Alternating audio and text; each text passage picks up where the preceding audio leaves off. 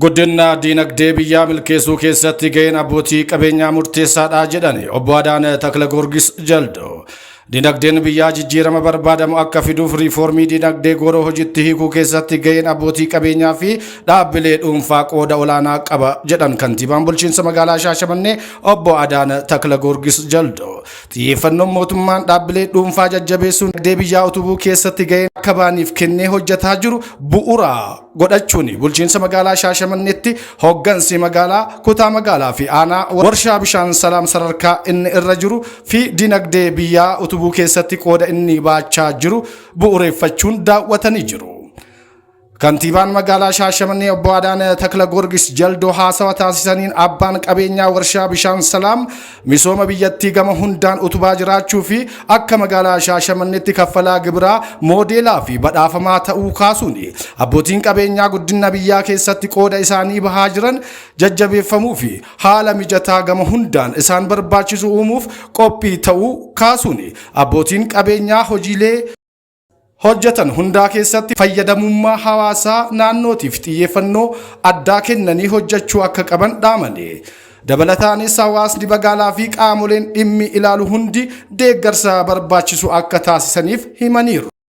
Warshaan bishaan salaam magaalaa Shaashamannee kutaa magaalaa Allachee aanaa Hawaashootti bosona Soolee Hansawwee cinatti bara 2008 abbaa qabeenyaa obbo Tashooma Deetiin kan hundaa'e yoo ta'u yeroo ammaa hojjettoota 624 oliif carraa hojii uumuun dinagdee biyyaa utubuun cinatti madda carraa hojii hawaasaa ta'e hojii dhabdummaa hir'isuu keessatti qooda isaa baachaa jiraachuun ibsamee jira. Abbaan qabeenyaa warshaa bishaan salaam obbo Tashooma Guddee haasawa taasisaniin warshaan kun erga hundaa'e kaasee dargaggootaa fi dubartoota carraa hojii uumuu qofa osoo hin taane galii gibiraa mootummaa osoo ofitti hin hambisin kaffaluun misooma magaalaa fi biyyaa keessatti qooda isaanii baachaa jiraachuu kaasuun deeggarsaan gammaatti gama bulchiinsa magaalichaatiin taasifamaa jiru galateeffachuun warshaan kun kan hawaasaa fi mootummaa ta'uun hubatamee deeggarsi barbaachisu hundi gama hundaan haaluma baratameen akka taasifamuuf gaafataniiru. Magaalaa Finfinneetti tursiifni kuduraa fi muduraa eebbifame. Magaalaa Finfinneetti tursiifni kuduraa fi muduraa ammayyaawaan eebbifame.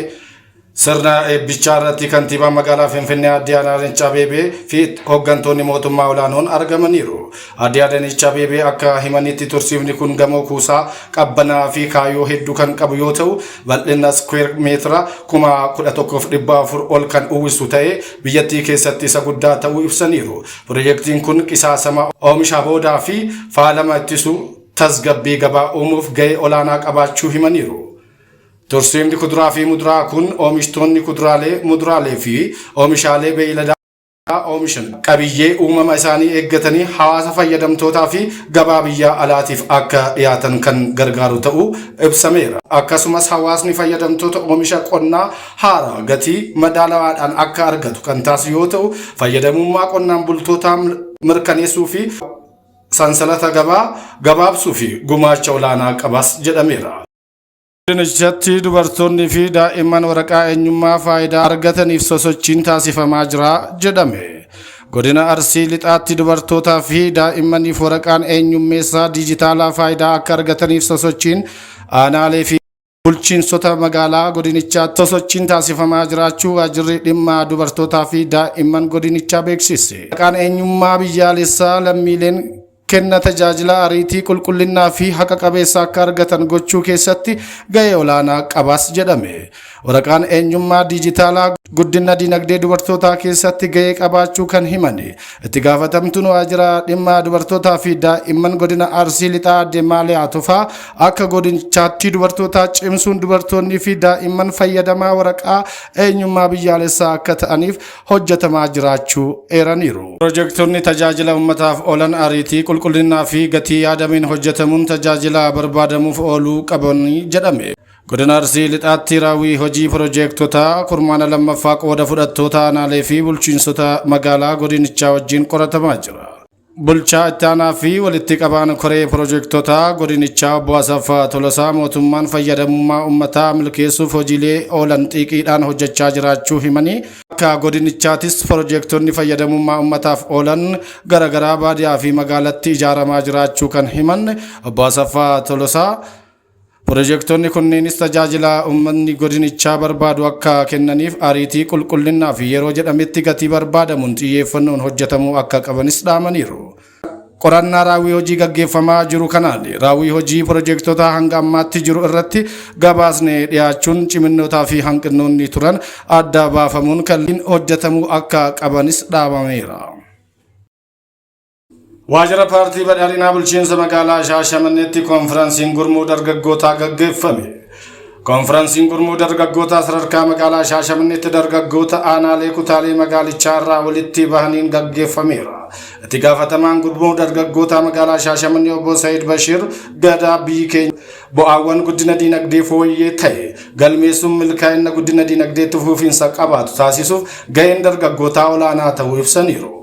Paartii badhaadhinaa damee magaalaa Shaashamanneetti Daayirektarri siyaasaa fi itti gaafatamaan sabquunnamtii obbo Baay'isaa Mallasaa magaalichaatti konfiraansiin dargaggootaa miira gamtaa fi obbolummaa guddisuun akka wal deeggaranii fi wal utuban qindoomina cimaa ijaaruudhaan sagalee waloo mirgaa fi fedhii qabaachuun galmoota misoomatti fufiinsa qabu uumuun guddina diinagdee galmaan ga'uuf gaheen dargaggootaa murteessaa ta'uu dubbatan. Kaayoon konfiraansii kanaa gurmuu dargaggoota sadarkaa magaalichaatti gaggeeffame kun dargaggoota humneessuu fi hirmaannaa isaanii dammaqina hawaasummaa diinagdee fi siyaasa keessatti guddisuuf kan gargaaru ta'uu eerameera. Biyya kana keessatti jijjiiramni argaa jirru kun akka dhufuu fi dargaggoonni kumaatamaan lakkaa'aman aarsaa kaffaluu himuun xiyyeeffannaan dargaggootaa kennamuu qabu daraan fayyadummaan dargaggootaa gama hundaan cimuu akka qabu gaafataniiru. Guyyaan fayyaa haadholii akka Itoophiyaatti marsaa 20ffaan sadarkaa biyyoolessaatti sirnoota garaagaraatiin kabajamaa jira.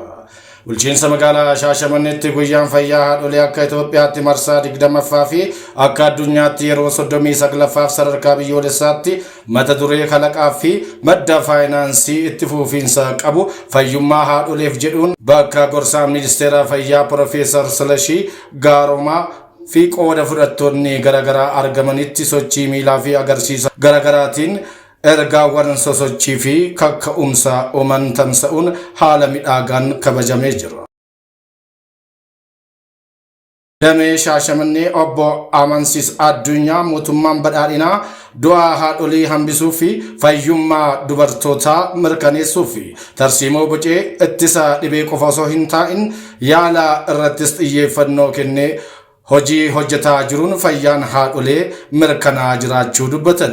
Jilli gorsaa ministeera fayyaa Profeesar Silashii Gaaromaatiin durfamuu kabaja kanarratti giddugala yaalaa haadholee bulchiinsa magaalaa Shaashamannee birrii miiliyoona 89 oliin ijaarsise daawwataniiru. Itti gaafatamaan waajjira fayyaa magaalaa Shaashamannee obbo Sultaan Huseen magaalichatti fayyaa haadholii mirkaneessuun du'a haadholii fi daa'immanii hambisuu fi qindoominaan hojii hojjetameen giddugalli tajaajila fayyaa haadholii fi daa'immanii birrii miiliyoona 89 oliin buufata fayyaa Hawaashootti ijaaramuu himaniiru. Kabaji guyyaa fayyaa haadholii 20ffaa sadarkaa biyyoolessaatti magaalaa Shaashamanneetti gaggeeffamaa jiru sirnoota garagaraatiin cimee itti fufeera.